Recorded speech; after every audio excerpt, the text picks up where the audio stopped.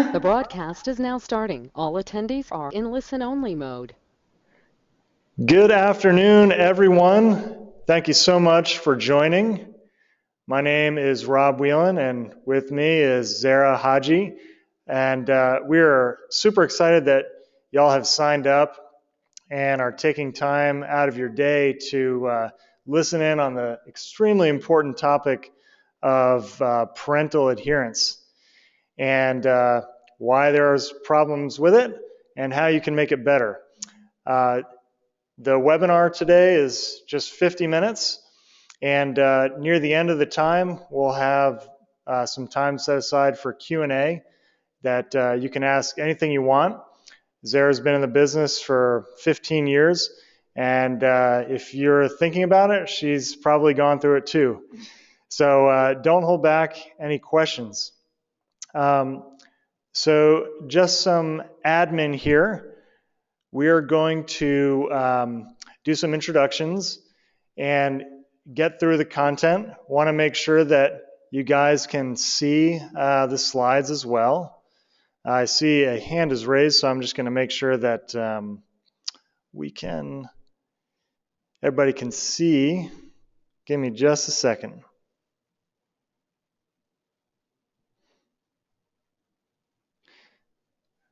Why don't you tell me if you can see both us and the slides? That's kind of our goal.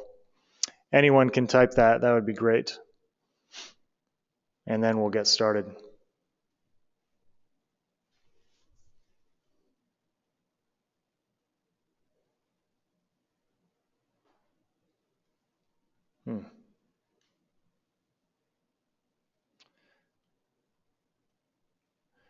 Zach, maybe I cannot say anything. Okay. Thank you. Say again? Yes.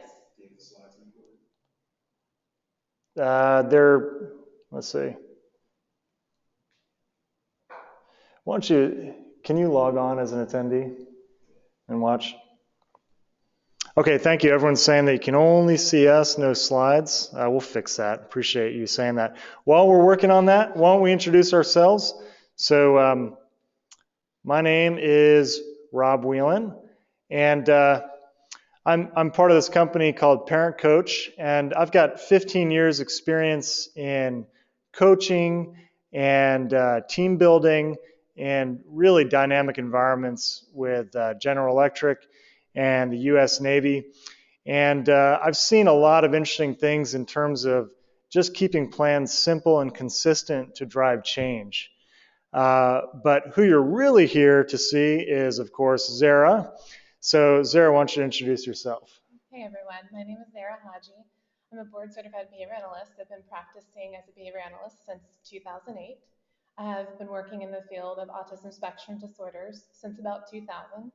Currently, I'm finishing a PhD at University of South Carolina in special education with an emphasis in applied behavior analysis. I'm very excited to be here today and hopefully share some information that will be useful to you all in practice. Absolutely. Yeah, thanks for sharing your time, Zara. And again, to you guys watching the webinar, thanks for sharing your time as well. I think I have the slides up now. We can see the slides now. Thank you, Katie and Sandra and Tisha. Appreciate it. All right. So, look, parental involvement is really an indicator of long-term success in the work you're doing in ABA.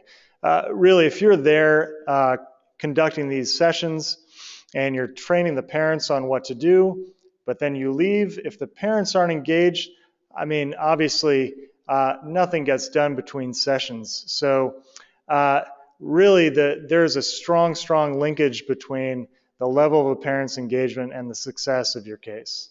Absolutely, Rob. So what we know in research for those, and I've referenced an article by Rose Iavone, and there are 4 other authors on that. It's a great article to pull up, and it's in the reference slide and read.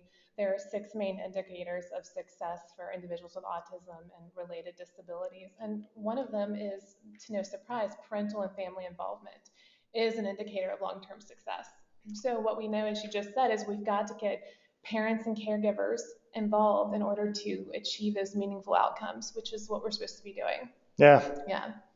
So I'm sure everyone out there is like, yeah, nodding your heads, totally. I'm living with that. So, you know, just specifically in your world, what happens when the parent doesn't adhere? In other words, when the parent is not engaged with the plan, is maybe doing things in opposition to what you're training, what can happen? Well, I've put some bullet items up here that I know all of us in practice have experienced. But one thing, for an initial acquisition and a treatment plan or on a program, and if we're expecting or have an expectation that the parent is supposed to support us, we may have trouble getting initial acquisition. And then, of course, the most obvious for those in practice is that we're not going to get that generalization of the skill and then, of course, the long-term maintenance. So it's either going to be poor or we're not going to get it at all. And some things that I've noticed that you all may have noticed as well is that I find myself having to constantly manage not only the child's program, but parent behavior, which, like Rob said, preaching to the choir. I lose time at the beginning of sessions when I'm there to supervise a tutor or therapist dealing or handling parent behavior, which we've already, tried to address previously. So it's always playing catch up kind of at every session and handling the parents' feedback regarding, this is working, this isn't working. And then one last thing I really wanted to say also is the parental perspective of ABA. If they don't see that the interventions we're asking them to do are working, they may devalue, in their mind ABA as an effective intervention, which is not in fact the case. We know ABA is highly effective. So, but their perception may go down, and it may be seen as disposable, and we want to avoid that. Yeah. I mean, that's a solid point. I mean, it sounds like what you're saying is, look, if the parent starts to have a negative opinion about ABA, it's almost like you've lost their heart. I mean, how do you even get it back? Right.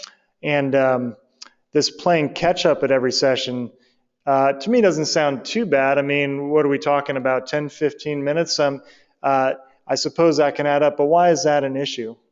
Well, so one thing, and for those of you who do on-site supervision for therapists, or if you are a therapist, if you're walking in and your parents are going to talk to you and maybe go off topic and not even talk about the child, and they're going to come around and say, so-and-so did this today, did this today, and as the behavior analyst or the consultant on the case, you're thinking in your mind, well, we've already got an intervention in place, and I'm pulling my hair out right now because I've already coached you on this, and you're finding yourself repeating yourself over and over. And so it's probably, even for you as a behavior analyst, it's not reinforcing for you for that component to have to deal with that. It's probably aversive when you walk in and I'm going to spend 15 minutes every session having to deal with something I'm already routinely trying to address. Yeah, and it's sort of playing catch up. Your time is very precious in those sessions, and I'm sure you're thinking right now, you know what, you're right. I do have to play behavior analyst, not just for the child, but to the parent as well. But you're probably not getting paid for working with a parent. What we're also seeing is some insurance companies are starting to look for evidence of parental training and engagement. So why don't you give us a little rundown on that? Yeah, and I don't know how many of you are already TRICARE providers, and so the October 1 changes that came out, there's a lot going on there. But recently, starting 2013, TRICARE made a lot of changes, and one of them that kind of sets a precedence, because they are a national insurance that provides their ABA services for kids across the country, is they are looking now for providers, ABA providers, to report on parental involvement.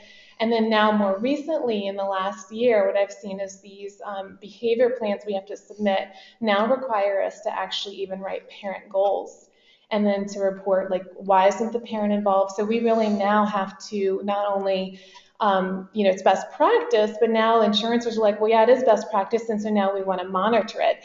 So you've got the Medicaid plans kind of in line with that. that some of you are probably in states that have already got a plan rolled out, like California jumped on that last year. I'm in South Carolina and we are still waiting for our rollout plan, so that's to TBD. So, TRICARE kind of sets maybe a precedence for other plans to follow, and with the Medicaid portion still in limbo, that may also follow suit with TRICARE. So it's good to be kind of aware of that, kind of on the back burner. And those of you who have state plans, like we have our local Blue Cross Blue Shield plan that currently doesn't require a parent goal to be written in. However, I see that, our field has been evolving from the insurance portion, and I see that we're probably still going to be evolving until 2017 easily. So it's kind of good to kind of have that on your back burner that this may be coming soon. Yeah. The rules are, as Sarah mentioned, they're evolving. They're not always in place, or rather not always static. So you kind of have to be on your toes. And you've been doing this for 10, 15 years, so you know how important it is to sort of be on top of your requirements out there. Absolutely. And those of you probably know, like, if you don't have everything in, you're going to get an authorization that's going to get kicked back to you. And one of them is if you haven't reported on parent goals or parent training, that's going to be something that at least TRICARE will kick back to you and say it's not completed. We'd be interested in hearing from some of you if you have different experiences with insurance or you're seeing some other trends. So if you want to share that at the end, we'd love to hear it. Yeah. All right, so going a little bit deeper into this problem, why do parents struggle? So in my experience in team environments, I've seen a lot of overlap here. So a lot of the folks that I've worked with, they struggle to change because they don't know what's expected of them. They're highly distracted, or whatever reinforcement mechanisms are around them are inconsistent. So maybe you're hearing some parallels in your work with parents as well. Yeah, exactly. So I definitely see, like as you can see with the 5 bullets here, one main reason that over the years I've been practicing since 2007 in private practice, one of the things I've seen is that like initially I failed to set expectations, and then I'd end up kicking myself later, like at the 1 year mark. It's because I failed to post a speed limit, which is just general 101. You have to post the expectation before you hold someone accountable. Yeah. So it's setting those expectations from day one. Some other things, again, this is from my hiccups that I've experienced since 2007, is not providing adequate training or ineffective training. Is another reason, because they don't understand. So we know, like, when you verbally give someone instructions, that may not be enough to control their behavior. They may need additional training that is modeling and additional prompts and support. So we know that verbal instructions don't work for everyone, and actually for applied behaviors, we know we need well more than that. Some other realistic things are parents. For those of you who are doing after school services, parents are coming home like 5 o'clock. If there's other kids, there's other things going on, so they may not even get home during your therapy session. Like some of our kids were done like at 4:30, and mom and dad don't get home till 5 or 5:30, and they have a respite person on site. So there's that, or there's feeling general sense of overwhelm, which is more of a an emotional word there, emotional feeling, but that's how a parent would describe that. Is I've got so much on my mind, inside my head right now. I've got all these things going on, so I can't even be here to handle this because I'm mentally overwhelmed. And then a big one as a behavior analyst, we can't control their contingencies. So like we would with a child in a session, where we can reinforce them for use of those new behaviors. So using that analogy, if a parent is our patient in this analogy, we need to be able to reinforce them for use of the behaviors we're asking them to use. But we're not there at 7 o'clock at night to be like, hey, here's an M&M, good job. And obviously that's a ridiculous example, but like, high five, you did it. Oh my gosh, you got it. And I don't know, for those of you who do work with some of these behaviors that are part of routines or natural environment skills, but I've been in people's houses as early as 5:30 in the morning and as late as 9 o'clock working on coaching, because it's that important to me that these parents understand how to deliver the intervention. And so it's tricky for that piece, but those are 5 reasons that I've seen in my practice that parents struggle with this. I love that story, the 5 a.m. Coaching call. I mean, Zara is highly committed, And I know some of you out there are like 5 a.m., try 3 a.m. I've been texting, I've been calling. So I know in this field, you go to great lengths to support your clients because, like Zara mentioned, the typical parent of an autistic child is overwhelmed beyond what parents of with children who don't have autism. So it's that you're dealing with a more sensitive group anyway. So they've got these challenges. Zara has found ways to sort of control some of those contingencies to make it a little bit more successful. And so what we're going to talk about is, look, we've really dissected the problem. Is there anything else you want to add about the problem? No, I think probably everyone listening understands that this is a huge systems challenge and is probably like, yes, we got it. Great, good. Okay, so we're outlining 6 high-level steps for you to increase parental adherence, and these are ideas for you. Some of them you'll be able to implement right away. Some you'll have to be like, you know what, the next time we meet, I'm going to have to do this with my parent. But we're going to go through these one by one. So first step is a meet and greet, and that's kind of like setting expectations, assessing the situation with the parent. How much can we really do here on in terms of setting a structure around the parent? You've got some paperwork that you can also access. Do you want to give a quick intro on that, Zara? Actually, if you want, we can. So for those of you listening, so this is kind of the task analysis that I've developed for my private practice, like 6 steps to address the reasons why parents struggle. It's more of a technical term. And so admin is like your intake work, that what I just consider like your consents and billing agreements and such. Yeah. Gotcha. And so, assessing, analyzing that data. SMART goals, maybe you've heard about. So a SMART goal is specific, measurable, it is attainable, and action oriented. Yeah, it's results oriented and it's time bound. So we'll get into that a little bit. The idea there is, given the fact that parents are overwhelmed, let's hit them with a super specific, easy to follow instruction that they can focus on for that week or that month, whatever you get them to. So, and then of course, this is classic behavioral skills training for the parents. You need to keep that in mind as you implement some of these. And then we got some ideas on how to actually collect the data. So let's dive into these one at a time. And the meet and greet, how's that work, Sarah? All right, so I don't know, like for those of you, I'm not sure how many of us of you in a clinic versus doing home-based or a mixture, but for me, what I've seen is effective is I go out before I agree to accept a client, is I go and do what's an informal meet and greet, no strings attached. And it gives the parent and myself an opportunity to informally interview each other, because I always explain ABA is like a marriage. It's like a commitment, because we're going to be in your house or you're going to be in our clinic a lot of the time. So you want to make sure it feels good, for everyone involved. So some things on our end, when we're going in and doing that, I always like to look for setting events that may be happening in the environment that would tell me like, oh, this is probably not a good time for this family, even though that they've got the script and everyone's saying like ABA therapy is the way to go. So I'm looking for things like, is there an active divorce going on? Is there an illness, is there someone who has a huge illness? Because what that will mean is probably the caregiver or parent is going to be distracted and not be able. So right there, that, hey, this person's very distracted or has legitimate things going on.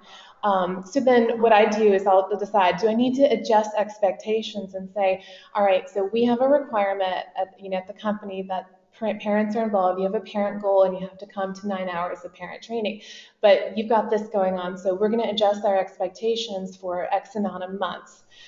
So you need to decide all those things, kind of, is this something we can work with and we'll just adjust? Or do we need to wait till this is resolved and then we'll put you on the wait list and we'll reach back out to you in 6 months, or you reach back out to us. So really making sure before you jump in, are there any huge red flags that would be like, this is not going to be a good fit because parents not going to be able to support this, or whatever else may be going on. Yeah, I'm curious, can you share an anecdote when you said, okay, I assessed the situation, it seemed borderline, but we didn't you didn't put them on the wait list, but you decided to work with them, and so you saw some of the results of that distraction during the training. Can you share an anecdote? Yeah, I think one that all of you probably have come across is the divorce one, which there's an active divorce. And so I worked with a family that, yeah, we did have that happen. Parent disclosed right away, we are currently going through divorce.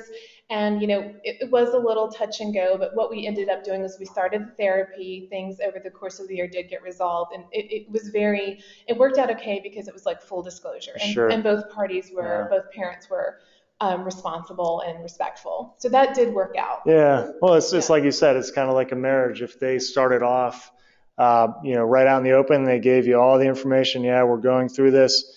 Then you could work with that. Right. And so the lesson is, as you get to know your parents, really try to make it open, make sure they can safely share with you the situations in their life that you're going to be a safe place to share that with. Absolutely. Anything else you want to share here? No, I just think it's important when you do go out there, make sure you're clear about parental involvement, and so that if it's not an option, it's like now it's best practice, which we already know, and now insurances are requiring it. So that's one thing that if I could take back from kids who've been with me for a few years, I wish I could reestablish that relationship, because some of my families, it's really hard to reestablish, hey, like I need to write a parent goal for you now, and you've got to actively work with me on this. Yeah. Because it wasn't done right from day one. Yeah, getting the expectations set right in the front is kind of twofold. I mean, it takes a little courage, but it also takes a little experience of knowing how to share that information with the parents in a way that's going to be meaningful to them. All right, so let's talk about the paperwork you use after this session. Yeah, so once you decide to move forward, so step 2 in the task analysis. So once you decide, yes, this will be a good client, we will move forward. What I recommend, or what I've seen effective for my practice, is to include it in my practice policies. So if you're a consultant and you're listening in, you may need your whoever the owner of the company is, or whoever the lead is on the case, to take this information back. And this can be included. I included in my consent for treatment forms, and I updated this forms a few years ago when I saw the trend sort of changing, and I've always wanted parental involvement, but now it's a requirement for some policies. So I outlined the contingencies for treatment to occur, and so I have multiple places where I put down parent training is a requirement, but I also put it in my consent. And for me as a clinician, not as an administrator, it was kind of hard to have this kind of hard labeled statement, which I've put here, and it's italicized. This is directly from my consent form. You can see right here. But I have them not only read it, but initial next to it, to this one, that they have to be involved. So a lot of you probably have initial workshops when you start the treatment plan, but I have a requirement for ongoing training. And then also, I also have a component that says that I will understand that there will be a parent goal, and I will actively work on that. Yeah. So it doesn't feel good to have to write that. I don't think, because you're kind of drawing a hard, fast line. But for those of you who are in private practice, you may have similar for cancellation, excessive cancellation, which is a little bit easier because it's like, well, you're constantly canceling sessions. So you may have a $25 cancellation fee, the way any other medical provider would. And then at a certain point, you may decide, hey, we have to discharge you because we cannot, we're not coming consistently, so we're not effective. So some of you may have things like that already. It's perfectly okay, and my professional opinion and the practice part, to have this included in somewhere in your admin policies that they have to sign off on. That's solid. And by the way, if you're taking notes, I should mention again that these slides will be available at the end of the webinar. We'll send it out by email. And so you don't have to write this down verbatim. But let me ask, what do parents say when they see this, and does it make a difference? All right, so probably those of you listening have probably what I have, which is you've got 2 out of 10 or 20% of your parents who are amazing, and they're gung-ho, and they're like, yes, whatever you do, I want to learn. I want to be an ABA therapist with you, which is great, because those parents are going to be easy breezy to work with. And then you've got people kind of in the middle of the continuum who are like, yeah, I can do this. They're open. And then you've got people who are resistant to it. So you've got a continuum left to right, and let's say, left is the people who want to do it, the middle is the warm, fuzzy people that are, will do it if you put it in place, and then over here is people who don't. And so For me, it's an issue of, just phrasing it. And for some parents, I have to say outright, for the parents on this side, hey, your insurance requires this. So I just kind of make the insurance look like the bad guy. So we're gonna have to, during assessment, come up with a treatment goal that is written for you and you need to support. And so for parents who are over here on all the way over here, I'm like, yes, I want to. So I'm like, great, because that's best practice. I'm so excited that you're excited. And the people in the middle usually are, it's a mixture of it. So it's kind of knowing the relationship you need to establish. And yeah. I mean, talk about a dynamic job. I mean, again, you're not just training the child. You are coaching and carrying along these parents, and that's might be a different part of the brain. So. Yes, and for those of you who have to deal a lot with parents, I always tell people this, it's always the adults in a service system that make it more challenging. The kids are great. The kids are easy to work with. Yeah. It's the adult behavior, whether it's the insurance companies or dealing with parent behavior, it's just the adults that always make our jobs, I think, a little bit more challenging. Yeah, I'm sure my kids think that about me as well. Parents, dads making it hard. All right, so you've gotten them to sign off on the plan. They know what's coming. Yeah. Tell us about the assessment itself. Yeah, okay, so so what I've done in the last several years is I've really reformatted the way we look at assessments. So of course we're assessing the child, but when we look at ABA, really what we're doing is changing the socially significant behaviors that include behaviors that involve the family unit. So in doing so, I've created like semi-structured interview questions that allow for open-ended response. So I've just put some things that are actually from some of my tools where I sit down with the family of the parent, and of course asking them things that are about the child specifically, things that may be on the ABLES or VB maps or Vineland or developmental profile, but then I'm really going to target them and ask them very direct questions on, hey, what can improve your family's quality of life? Yeah. Or what are the situations that cause problems for you when you're out in public or on a family vacation?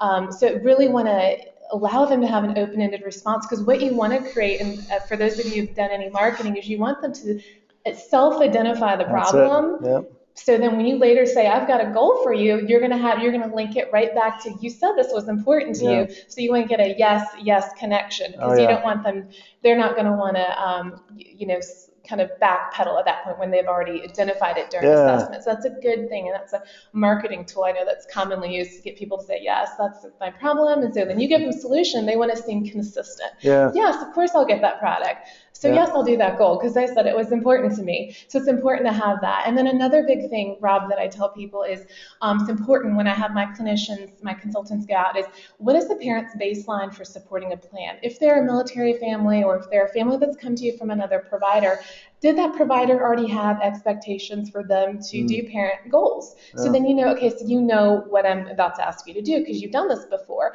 What were you supporting? You want to get a baseline, because the goal here is we're not going to come right out from the gate and have them do a whole bunch of stuff. We have to, shape. We shape behavior. We're going to shape parent behavior. So it's important to try to establish a baseline as you're doing the assessment process. A couple notes on that. I mean, for one, yes, it's a marketing thing, and it's sort of like a goal-setting thing to ask them, what are some things, specific things that improve your quality of life? And when I've coached people, I've been on teams, we've had people sort of envision the end. And once they start envisioning that, putting in their own words, then they start to own it in some ways. And especially if you have mechanisms to help them to remain consistent with what they'd like to do, like you said, that yes, I would like to be consistent. It's very powerful for change. So I wanted to ask you, you mentioned you have some BCBAs and other people that you supervise. So who generally leads these interview questions, and how long do they take? So for those of you listening, so you have your assessment protocols in each practice. So each practice may have their own internal assessment. There's no standardized protocol. So this would typically be the consultant or behavior analyst, BCBA or BCABA, for those in states that have certification or using insurances that require us to have a certified person. So it's not necessarily the company owner, it's actually the clinician. But that's a good question, because you want to make sure if you own a company and you're listening, are your clinicians comfortable interviewing parents? Because it's real easy to assess kids, but dealing with adult behavior can, like I said, can be very challenging. And some folks are better at it than others and more comfortable because they've had practice. Right. Yeah. And it takes courage to raise these questions and to hear them out and get them to sort of buy in to the program at their level. So you probably have to think about who you're sending out. And another thing you mentioned that's sort of dynamic is in Charleston, South Carolina, where we live, we have a large transient's not the right word, but there's a lot of people in the military coming in and out. They're here for a year and a half, 2 years. And so they may have become accustomed to a particular type of treatment or style where they were before. And so then you might have to kind of weed out what their habits are and either work with them or try to teach them new habits. So that's another dynamic of people coming in. Not everybody's going to be a sort of fresh sheet of paper. Yeah, and everyone's had different experiences that, like, as you said. Yeah, absolutely. Okay, let's move on. So SMART goals. What Zara's going to talk about is you want to give your parents goals that are specific, measurable, action-oriented, realistic, time-constrained. I'll give a quick definition of each one of these things, and Zara will go into kind of why we do it. So you've had the assessment, you know what the situation's like, you're starting to provide treatment for the child, and you know kind of what's on the horizon for the case. So you're going to have to come up with a SMART goal. So specific, meaning there's a lot of things you could choose from, but we're going to choose one very specific thing. And we're going to be able to measure it. So we don't want necessarily qualitative questions. Doesn't mean they're bad, but generally speaking, we want to be able to get quantitative measurements from this thing, whether the parent is rating him or herself, or there's something else you're measuring with the child. It's going to be action-oriented. So if these parents are overwhelmed and exhausted, for those 80% who don't want to become behavior analysts, they're probably not going to learn the theory and the history of your field. So give them specific actions that they can just do. And let's make it realistic. So you don't need to have them land on the moon next week. You need to get them to first build a rocket ship that you can fit inside of. So you want to break it into little chunks. And then to add a little bit of urgency and even to relieve them a little bit, make it time constrained. In other words, give it a month or say by mid-November, by Christmas, we're going to have X. So why do we do these SMART goals? And can you give a couple anecdotes of how you've used them with parents? Yeah. Do you think we could go to the next slide? Yeah. Yeah. Okay. Yeah. There you Perfect. go. Yeah, so this will be a good visual for you all. And I've referenced Mitch Yell, the special education law book, which is fantastic for those of you to go to IEP meetings, which I frequently do. It's a great book to have on hand, and sometimes I hand them out to parents so they can help me advocate for their child. So in my PhD training, this is basically an example of a SMART goal as an anecdote. So you want to have the date can be either the front or the back. You're going to have the learner name, the behavior, meaning how well. So that includes like independent or prompted. The condition is where, and criterion. Okay. So the example here I have is by August 2016, parent X will independently prompt John to use 3-word requests during dinner for 80% of opportunities across 7 consecutive days. So this is just a quick example that I put together. It may not be perfect, and you may want to tweak that. It could be on first opportunity, but that's just a very, very specific goal. It's measurable. The action is there. It's realistic because you eat dinner with your kid every night, and it's time constrained. So, and this would meet the federal requirements for an IEP goal as well. So this is what a SMART goal would look like. And so here, the action is for the parent. It's not for John. Correct. So going back, so as he just said, once in baseline, you're gonna your wheels are gonna be turning, and you're gonna be writing down some things. And what you're gonna do is triangulate your data from like whether you're doing your Vineland, Abel's, VB maps, your direct observations, and whatever else, and then the parent interview, and then you can triangulate and say, okay, the parent, like I've seen that the kid needs this communication, this social behavior, and they've got the problem behavior. So you're gonna say, okay, we're gonna just work on one of these right now. That's gonna be the easiest. And for me, I picked this kid right here, and I know mom can do this during like lunch, snack, and dinner, for example. Yeah. So you're going to start simple. You're going to just pick that one skill to start, as you said. Just build the device they're going to go to the moon in. Don't get to the moon in one day. Yeah. So I love this because if you've tried to learn how to play tennis or golf or something like that, or even if you're running or training for a marathon, something like that, your coach is going to give you a lot of training, but a good coach will ask you to focus on one thing in particular. So if you're playing tennis, just hit the ball over the net or just stop the ball. And let's focus on that for a while. Well, man, I can focus on that for a period of time. It's actually pretty empowering. And when I've implemented these SMART goals for people, I've seen people get excited and start getting engaged, and they feel empowered. So that's why I really love SMART goals. Yeah. I think this is a great example. And kind of keep in the back of your mind also, for those of you listening, that you're going to want to just start for some of your treatment plans. Just you may ultimately want them supporting every single behavior you teach when the ABA team is there, but you're going to need to pick one initially. And so it's kind of understanding you are shaping the number of child behaviors the parent can support. Yeah. The theme I'm getting here is like, so if you're working with a child, you as a professional can maintain any number of goals during a therapy session. During a therapy session. We're running multiple what we call targets or objectives are open. Yes.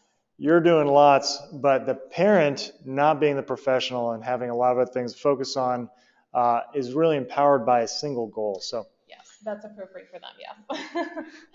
All right, let's talk behavior skills training, because you've got the goal, and now what? Now what do you do? Yeah, okay, so you have your goal. So we've gone through the same process we would for a child where we assess. So we assess parent behavior. We got there. We've hopefully identified a baseline for them. We've identified probably about one skill.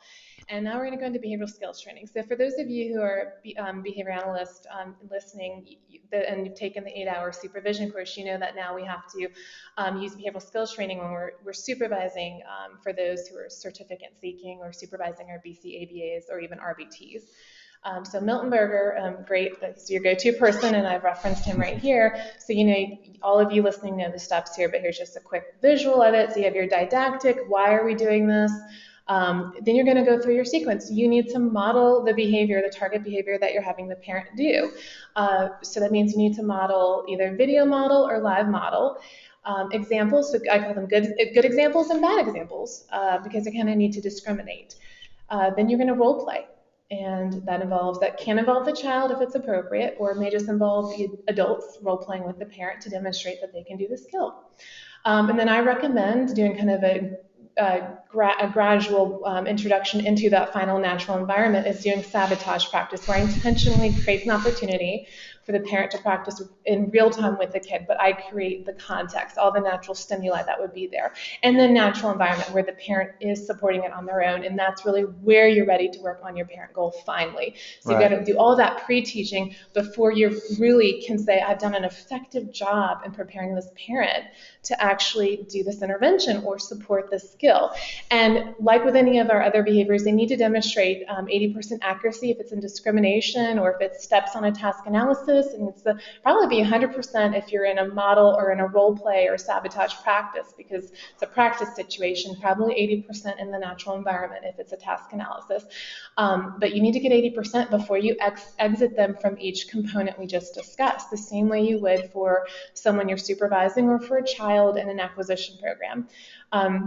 And to jump in really quick, one thing I've done for my practice is we actually set up what I call parent training blocks. So if I do a 3-hour after school session, I may have, depending on how many sessions the kids have a week, I highly recommend setting the expectation, mom or dad, I'm going to need to pull you, like have you be involved like 2 or 3 times a week where you're actively co-treating with us or we're practicing the skill. And I usually do about a 20-minute block. But you actually create that in your session time, is creating time for them to be involved. Yep. That's so helpful because it makes you as the consultant, or as if you're the company owner, it forces us to address that and include that in our actual treatment time, because that parent behavior is critical to long-term success. So why not include them in the session? All right. Yeah, I just love this. I mean, you're really showing that you really care about the parents and their success by taking that extra time with them. And for some parents, we might be able to toss some of the SMART goals over the fence. Most of the time, we have to walk through this and actually train them. Right. So I love that list. All right, so we've got a great rationale for making the SMART goals. We've got our SMART goals. We've taught them how to do it. But how about some tools, some practical tools to actually make it happen? What have you done? Yeah, okay, so once you've gone through all those steps and you've set that expectation, you've written a clear goal that you've given them permission, they said, yes, I love this goal, I want to do it. You've trained them using behavioral skills training, you have data on their behavior. Now you're in that final step where it's natural environment. So most of you probably are having them collect data on paper pencil, which is great. Hey, that's tried and true. That works. We know we have to keep it simple and easy. So I know when I do some consult work in school districts, I have to keep it real easy for teachers, like literally a checkbox or smiling, a frown face or happy face. And I do the same thing with parents. It has to be very straightforward. Yes, no. We can't ask them to collect intensive data. So you can see here in this example, this is an example of a child from a real data sheet I had where there was a lot of problem behaviors going on during certain times of the day where we were collecting data. All I needed the parent to do was just yes or no, and then I would take care of the percentage, or the lead on it would help me. So this is an example of a simple yes, no. You can use preset forms. Other times, Rob, I was sending text messages, so I'd have to set an alarm on my phone and send like a text message like at 7 p.m., which is not super convenient all the times. And sometimes I'd forget, so I'd actually say, hey, did so-and-so have a problem behavior tonight? And I'd collect the data that way. For those of you who are familiar with Catalyst or have used Catalyst, that's a pretty cool tool, data collection tool. There also has the capacity for parents to log in and help collect data on some of the goals that are in your treatment plan. However, I know that there's some mixed probably success. Parents have to log into the device and they have to have that iPhone or smartphone and Android or like an Apple or an Apple product to be able to log into that. So there is some technology challenges there, and then getting the parent to actually log in and find it. So Catalyst is also something that I've had some hit or miss success with as well. But you've had that commitment to send the text to the parents. Yes. And but really the idea here is simple, a simple way to just monitor the progress. Presumably the parents on board and they understand, remember their SMART goal. Mm-hmm. You will need to collect data both to encourage them and to coach them along, and it's got to be simple. So I really like yes, no, smiley faces. Yeah. And actually, just to clarify really quickly, this may be a question some of you have is, so you may want to collect data on the parent behavior, because hypothetically what should happen is if the parent is doing what we've asked them to do, which we know works for us during our sessions, then if they do the behavior after we're gone, then the child's behavior should improve, or we should see that behavior. So you may decide, are we collecting behavior on the child's targets that the parent is supporting, or are we collecting behavior on the parent goal behavior? Behavior, meaning I, as the parent, prompted my child. So right here, like on the screen where it started targeted problems, that's actually not, but the replacement behavior could be like, did I prompt the replacement behavior, yes or no, or did the child use the replacement behavior? So you have to kind of designate which perspective you want to collect data from. However, what I'll say as a quick side note is with the insurance companies, if you've written that parent goal, it makes sense that you may have some parent behavior data collection that's specific to, did the parent do the skill? Yeah, super. Yeah. Well, let's talk. I love this case study. We've talked about this a few times. And you have this case study of where you started using texting to actually kind of immediately align a parent with the plan. So tell us that story. Yeah, this was like hugely successful. So the baseline was, I got this family that had ABA with another company. They were a military family, so there was no expectation that they were involved. So it was kind of that was difficult. That was like 6 months of redefining parents' involvement. So then finally, after like 6 months, I'm like, hey, I need you to do some stuff to help your kid. So one thing that would have been super helpful is I needed them to manage a token economy. So the baseline was parent had not managed any skills for their kid when I got a hold of them. So I did BST training. I did a brief package where I just did 3 days of I modeled when the kid did the behavior. I'm like, look, watch me. I'm putting the sticker up, reinforcing the kid. I mean, yeah, so I'm talking breaking it down to where like you would think verbal instruction is enough, but hey, I'm going to model an example of when I shouldn't have put the sticker up and when I should. Okay, so that's a good and bad examples. And parent, you have to catch me. Did I do a good job or a bad job? She got 100%, bam, and then we went on to, now you're going to do it. We're going to role play. I'm going to role play as I'll be the child. Did that. She got 100%. And then we went on to coaching in real time. So I'd come in after school at 2:30 and I'd be like, okay, now, reinforcer now, like right when the behaviors were happening and they needed to happen. So after, and you can see in the BST training, so after I did that BST training where I exited her from that, I was like, great. I was so excited. Rob was like, yeah, she's going to do this. It's going to be beautiful and filled out. But no, it wasn't. It was inconsistent. It would be 2 out of 5 days, about 40%. I would walk in and it would be done. And I had a therapist helping me collect data. It's like, she would be like, it's done, it's not done. So I was kind of like a little bummed about that because we put all this time and effort into training her. So then I had to start manually sending text messages, which I wasn't always consistent because I'd sometimes be in a session supervising someone else and I didn't want to have to, send this text when I'm actively supervising someone else. Then I was able to kind of use Parent Coach, and immediate change the very next week. I got 5 out of 5 days up to 100%. I'd walk in, beautiful, filled out, like great report from parent, like child's behaviors. This is all her report, but that's what matters. Child's doing well, she's reinforcing, and I have this beautiful chart that now is starting to get those stickers without me having to send manual text or to come back and kind of play catch up every week.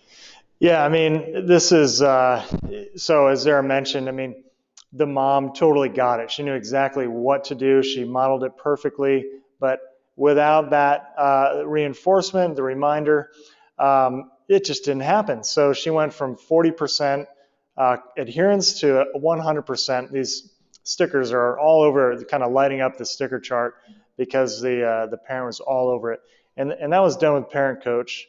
So Parent Coach is automated prompts for your parents to help them to accomplish your SMART goals. So how did you use it in this particular case? Yeah, so I used 3 because there was 3 target behaviors, and I wrote them from the parent perspective. I said, I reinforced my child for school. One of them was staying dry at school, like because the child was struggling. So I wrote them in that first person for the parent, and then she'd write yes or no. So it was a 1 or 2 yes or no data. That's all I wanted her to do. So I wrote 3 like in that kind of in that format. Yeah. And I found it very effective. So it was like I blah, blah, blah, so yes or no. And they would come at certain times. I was able to schedule them right when the child would naturally be doing the behavior. So it was like immediately, right there. So it served as a prompt and sort of that data collection right at the same time. Yeah. Like literally like a few minutes right before the behavior was supposed to occur. So serves as an antecedent intervention in this case. Yeah, our goal with Parent Coach is to set up the prompt to support a particular goal or objective and know when it's going to go out. And really, this is how it looks. So whether it's a smartphone or a flip phone, it doesn't matter. If your parent can receive a text message, then they can participate in Parent Coach. There's no sign up for them. You just need to know their phone number and have them say, yeah, I want to be part of this. And so based on the prompts that you write and the response scale that you choose, your parent is going to get a prompt at the day and time you specify. And it's automated. It happens every day until you say, man, they've got it, so we can move on to something else. The prompt is a reminder of what they're being coached on, and the response is your data collection. It's quick and simple, no login. They're already using text messaging, so that's why we designed it that way. And here's a chart. So what kind of stuff can you do with this chart, Zara? Because this is is the data being pulled in as you're polling your people. Yeah, so for those of you who use Catalyst, I don't know, sometimes I just print the PDF and I include that in my treatment plan updates to like TRICARE or Blue Cross Blue Shield. I'm just going to print this. So it's going to reduce my response effort immediately when I need to report on parent behavior. And then I'm going to show it to the parent as well. So that there's adding a little bit more hopefully reinforcement for that parent doing that behavior. Like, oh, look, you're going up and using this skill. Like, I'm so proud of you. So that's super helpful for the parent component as well. So reduces our response effort. It provides a simple to use visual analysis. It does it for us. So you're able to quickly see if the parent's doing it or not. And so, Couple of quick questions, and we'll get to the Q&A. But number one, how much catch-up time are you playing with this client per session? And number two, have you seen an improvement in kind of their understanding of the plan? Yes, and so for this particular case, the case study, so previously it was like 15 minutes where I'd have to come in and have the parent, can you please recall what happened 3 days ago so I can reinforce this child? So now I don't have to do that at all. So I walk in, hi, I'm gonna go supervise now. So it's literally gone from like 15 minutes to like a quick 5-minute exchange and hey, what's up? How's the kid doing today? And then I get to go supervise. So it's been so helpful. One little quick thing I wanted to note for those of you listening is that if you're dealing with problem behavior, so if you're having the parent help you with a problem behavior intervention, it's also helpful because sometimes it gets worse before it gets better when we're dealing with problem behaviors. And if a parent is intermittently reinforcing a behavior, what we know, if there's been a spike, like there's been 1 or 2 bad days, but there had previously was a nice trend going down, it's always helpful to say, okay, look, we've had 8 of 10 days have been really great. So it's also helpful to have this graph or have as much data as possible to say, hey, look, the last 8 days, you said the kid has not had any problem behaviors at the 9 o'clock bedtime routine. And then just these 2 little hiccups. It's okay. Overall, our trend is still really good. So it kind of helps bring the parent, because parents will catastrophize, if there's been one explosion and then you walk in and you're like, oh my God, we had a horrible weekend. But you're like, wait a minute, the 8 days before that were great. It's the recency effect for those of you who are familiar with that term, what you just remembered. So that's also helpful that I find I've had to use that in that way as well. Be like, hey, wait a minute, we've got data. We've actually had 8 great days and just this one hiccup. So it's really helpful putting it back into perspective. Yeah, excellent. Yeah. That's great to hear. Yeah. And Parent Coach, so Parent Coach the data is private. It's HIPAA compliant. You don't have to share any private data with the app, and none of the phone numbers or emails are shared. It's just between you and your client. So for this webinar, we're doing a free trial. Here's the link. Go check it out. And if you like it and you want to refer your colleagues, you can extend your trial as well. So just in conclusion, parental non-adherence causes problems. But we gave you a lot of interesting tools to hopefully convince you that SMART goals are the way to go. And you can use tools like texting and Parent Coach to really relieve your burden and make things better for the parent. So to respect your time, we said this would be 50 minutes. We're about there. I'd like to take some Q&A. We've got plenty of time for that. Before we start answering questions, I'll tell you how to do it. Basically, you want to go to the questions section of GoToWebinar and just type in your question, and we'll see it. Excuse me. Everything on this webinar will be available after the webinar is published. We'll send it to you through email. And to claim your Type 2 CEU from Zara, we just need your certification number, and that's in the survey that should be delivered to you after the session. Anything else, Sarah, while people are coming up with their questions? And the correct spelling of your name, please. Yeah. Yeah, I think that's all right, good. so let's give it some time to get some questions. All right. Go back a slide. Okay. Oh, to this one? Yeah. Okay.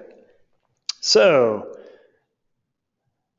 Suzanne says, any plans to develop this for teachers?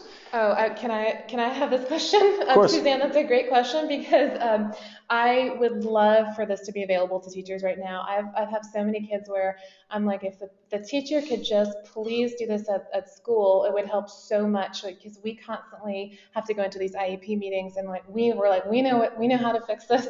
If the teacher would just do this, so I think that honestly, like I think it's an issue of if you are, I don't know, if, are you a teacher, Suzanne, or are you a behavior analyst?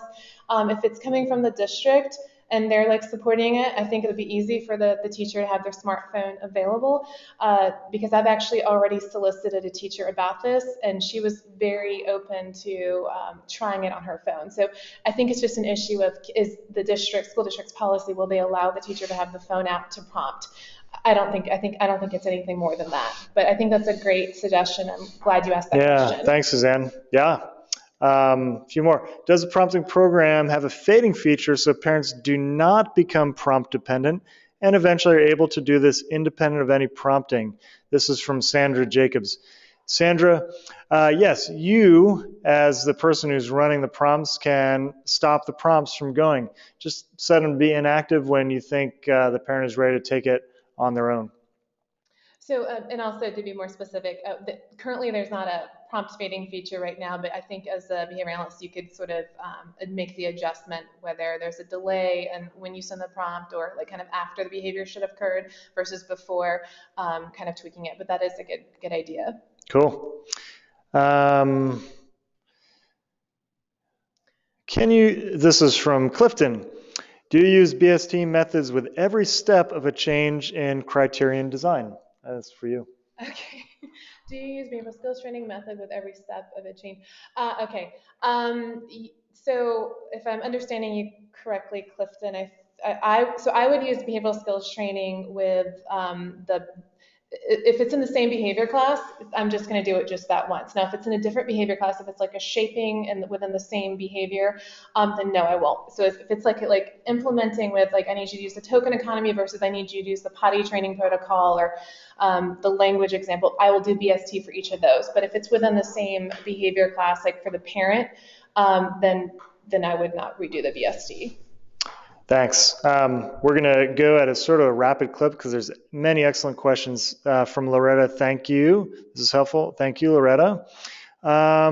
From Kim, have you used Parent Coach in any research? Would you open to having it used in research study? We have not yet used it in research, but we would be open to that. So please contact me. My info is on the email that came with that told you about this seminar. So, I think that's okay, for Allison. In the case of parents who are simply overwhelmed and consistently fail to follow through with recommendations, how do you discuss this with caregivers in a tactful way? From Allison, excellent question. Do you have tips on discussing this with caregivers? Okay, so Allison, that's a really good question because I have like 30% of my families right now actively in my private practice are like always on what I call the tipping point. Like they're so overwhelmed. And so as a behavior analyst, I'm like, if I put one more thing on them, or if I keep kind of nagging them over this, I may push them to where I won't even have access to their child. So it's one of those things where what I'll do is I'll report, like for insurance purposes, I'll report like what's really going on, like parents overwhelmed, and then kind of sit down with the parent neutrally and say, hey, I noticed, kind of identify we're struggling a little bit. Is there one thing, or when would it be good? When do you see, like I have a parent in crisis right now. We had her supporting a parent goal actively in crisis, and we actually went to her and said, you know what, we're not going to have you do any more parent training sessions for the next couple of weeks because you're in active crisis. She's having some personal health issues. So I think it's an issue of probably just saying, hey, I see we're not successful here. Like asking the parent open-ended, like, what's going on, and so like part of it is, do you have that rapport? Do you feel comfortable? And it's sometimes hard dealing with confronting and kind of being direct. So I can definitely fill you on that question. It's hard. Great question. Everyone faces that, Allison. There's no easy answer. Nancy says, good question. Sure it was. I'm glad. Katie Cook had, I think, a Sure. question when reinforcing multiple replacement behaviors in a child. Do you find it better to use a token economy to have or to have a standard reinforcer used in the home for all behaviors with a varied backup reinforcer, or is it better to use one reinforcer for toileting or another for toothbrushing? Um, okay, so that's more of a really technical question, but it's a good question, Katie. I think it probably would be dependent on the child. Like, is the child able to tolerate a delay for reinforcer? So then you can just be like, bam, here's your sticker, for example, to reinforce all of those like 3 behaviors that you just identified, or if the child's in acquisition. So if you're in generalization, maintenance, or fluency, probably the token economy is okay. But if you're in acquisition of any of those 3 behaviors that you just said, probably want to have whatever is most powerful for those individual behaviors. Sorry, that's a quick answer. Yes, good one. Yeah. Renee, I think, have you ever? Oh, sorry, Sorry, Renee. you guys have so many good That's questions. wonderful. Have you had any parents, this is from Renee Lee, that were resistant to using Parent Coach or they might find it to be too much trouble because they may not be tech savvy? I haven't yet. The reason being, if they can respond to a text message, then that's all it takes to sign up and use Parent Coach. Yeah, that is a good question, because I actually picked for my pilot of this, I picked my parent who like has like the worst compliance rate, like adherence rate. And I was like, if it can work with her, then I know it can work with anyone. And it worked with her. So it's so simple. And she's so happy to like, hey, I responded to your survey. Like when I walk in, I'm like, awesome. So that's a good question. And so maybe you will, but we haven't personally had any run into that yet. Okay, super. Katie says that makes sense. Thank you. Okay, good. Thank you. Andrew says, I have a client starting in a minute. Yes, you do. Yes. You're good. Thank you, Andrew. Yeah. Yes, you're good to go. Yeah. Clifton. So, this is a good from Laura. What's the youngest child with whom this has been implemented? I'm not sure. Can you share that? Yeah, a 6-year-old. So basically the parent is the one getting text message, but it was in supporting a behavior in her child, and the child was 6. I don't know, but you could do it with potty training if it's a 2 or 3-year-old on a potty training program or hand washing program or whatever it may be. It's really the child's age probably really is not as big of an issue as does the parent have a phone that would support it, and which they should, and can the parent access it? And also probably a question is, do you have it available in other languages like Spanish? Oh, so yeah, it is only available in English right now. However, the prompts that the parents would see are written by the therapist. So if you can speak, type in Spanish or French, whatever, then you'd be responsible for that. But excellent question. Yeah. We'll add that. I've used it, some things I'm working on with my son who's 4 years old, and it's gone pretty well. So thank you guys. So Lisa, I think it's a great and quick method to get parents to respond. How's the system track no response? Good question, Lisa. Let me show you. So oh boy, that exploded. That is a good question, Lisa.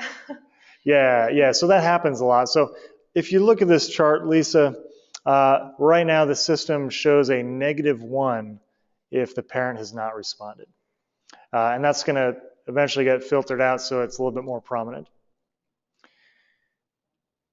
So, Clifton, we set up expectations for parents but have trouble following through. Discharge seems a bit harsh. Any other ideas for contingencies? Is going back to your practices. So Clifton, so one question, that's really good. Discharge does seem a bit harsh, and I agree with you. So one thing is going back to after you set up those expectations, if you're going through kind of the task analysis, have you set up, we can't control the contingencies once we leave their house. So that's the most challenging part for us as behavior analysts. So have you, going back to kind of troubleshoot, have you coached the parent? Is it realistic? Is what you're asking them realistic if you're shaping behavior? Can you start with something simpler so you can get success and do some behavior momentum and be like, oh, look, you high-fived your child. Great. Now next week we're going to do, give them reinforce a language target.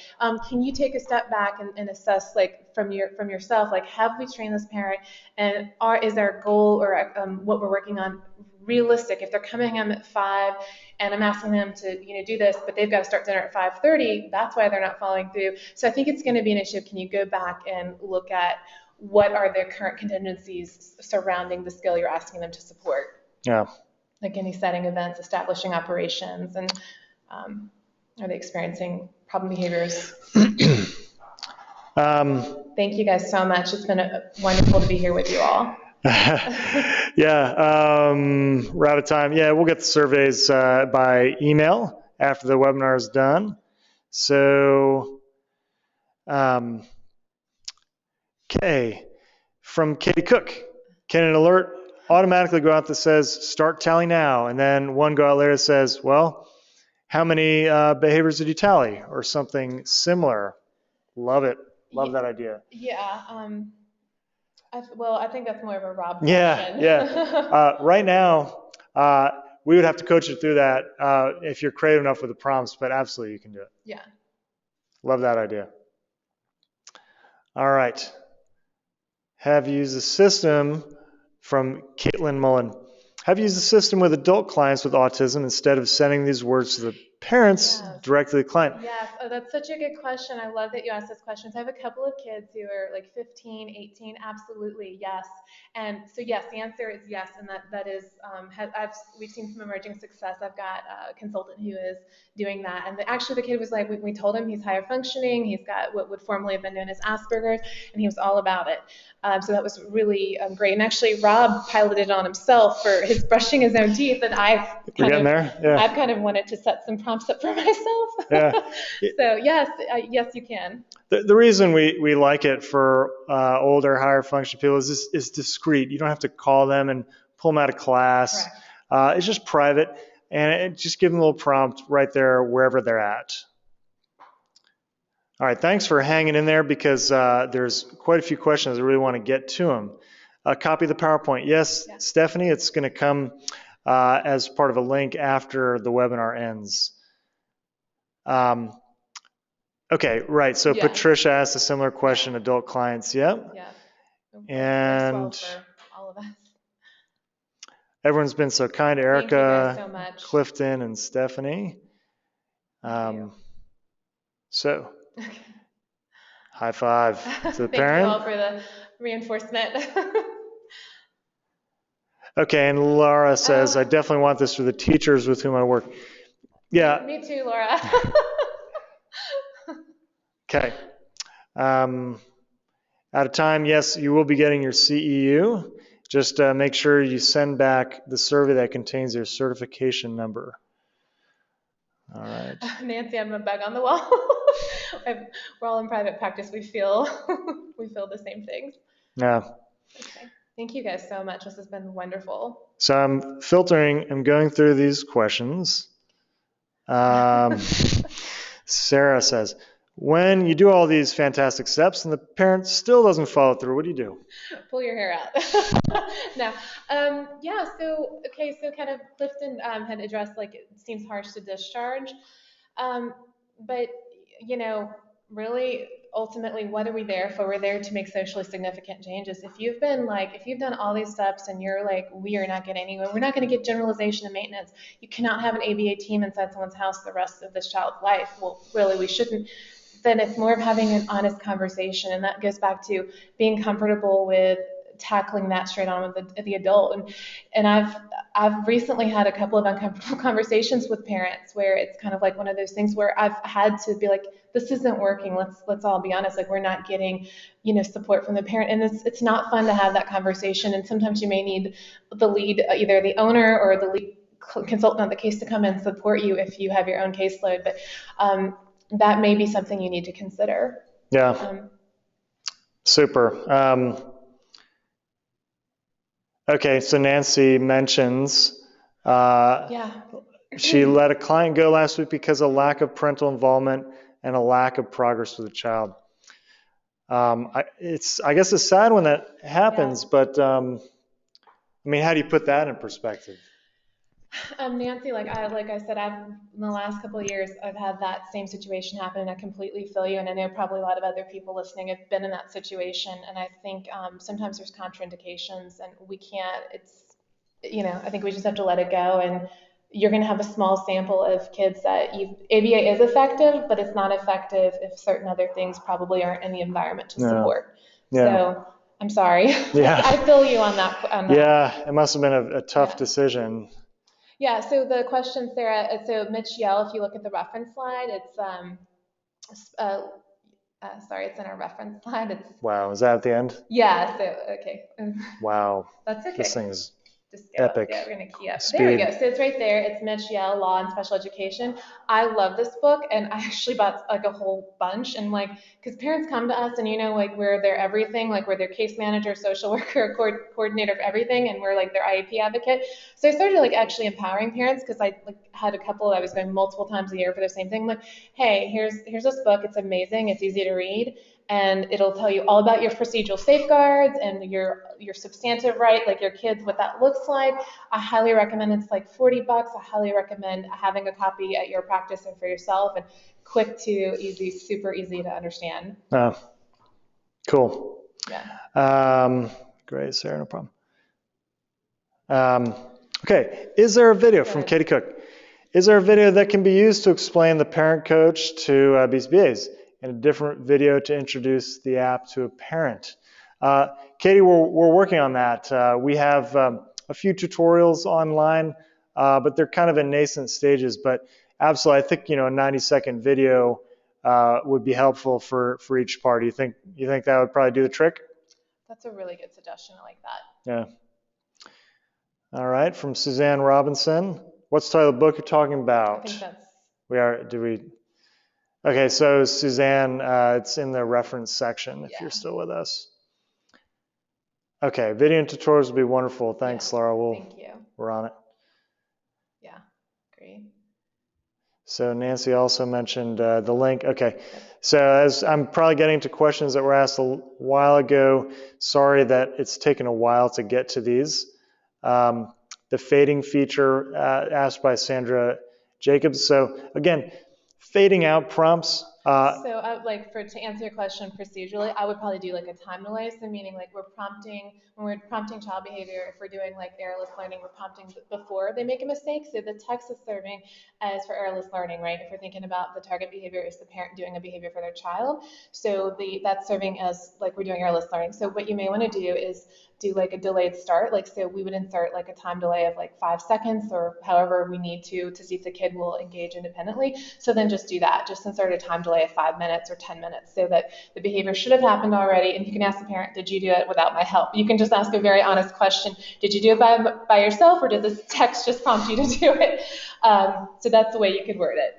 Super. I like this one. So Michael Marroquin, I'm sorry if I mispronounced your last name, he says, some parents don't want data taken on their behavior. How do you address this? Maybe you don't use the app with that particular parent, but what do you think? Well, okay, so Michael, it's like I'm going to go back to that continuum again. You've got the right side or the left side that's super gung ho, the people in the middle, and then the right where like I don't want to be involved. I just want you to go and magic ABA wand my kid, make them better, and I don't want to be involved in all this.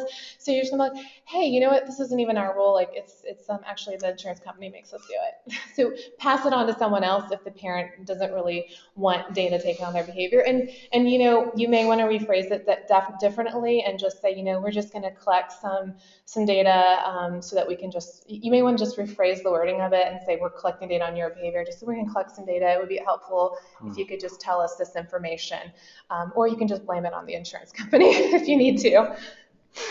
Love it. Yeah, make someone else a bad guy if you need to use it.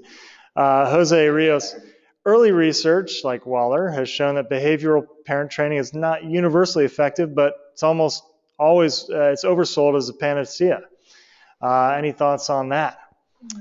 I'll take a crack. So panacea, yeah, it doesn't seem like it's a panacea. It's certainly the child needs to take responsibility. But from what I've seen, giving people small tools always helps, even just a little bit. What do you think?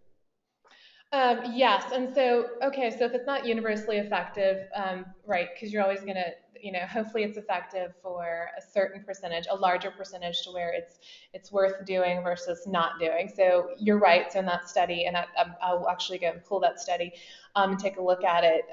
You're right. So you're right. Like Nancy just mentioned, she had to discharge someone, and she probably did great training. And I've had to discharge 2 people in the last year. It isn't universally effective. A lot of our parents have other issues going on, have subset of my parents who have either bipolar, depression, other things going on. I had one parent who had bipolar, a huge episode last year where I couldn't get her to do anything. She was hugely it was just a huge manic episode last summer and couldn't get anything. Like any intervention or training I would have done would have been ineffective because there was biological and physiological things that I couldn't combat with as a behavior analyst, no matter how much training I did. Yeah. So I think that that's probably part of that as well. But you're right. I would agree with you, Jose. Yeah, panacea is too strong. Yeah. All right. The title of the book, Emily Wright, if you're still with us, we got that there. Thanks for. Oh, they can't hear me. This was earlier in the thing. Oh, okay. Gotcha. I think. Okay. TRICARE, hard to hear. Gotcha. Okay. So yeah, I think near the end of the webinar, you started bringing your. Gotcha. Sorry about that. Yeah. So, yep, slides available soon. Any last questions for those of you still hanging with us? Handout slides are all coming. Yeah. So, Michelle Crossway, is it okay to start with the goals as baby steps to prevent overwhelming the parents? Absolutely. Shape. We're shapers. So yes, we're shaping behavior. So baby steps is absolutely appropriate. Yeah. So thanks, Michelle. Yeah. Good question. All right. Well, we're going to wrap it up here. Definitely appreciate everyone's time. Zara, thank you for sharing your time and expertise with everybody. I appreciate you carving time out of your day and the important work you're doing in your career. It's really important. I hope you got some good nuggets out of today. If you want to go ahead and try that trial, here's the link. Make sure you fill out the survey after the webinar to get your continuing education unit. And please be in touch if you've got other ideas about how to make Parent Coach successful, or if you want to share any other nuggets you have about dealing with parents. Thank you, guys. Have a good rest of your week. We'll see you.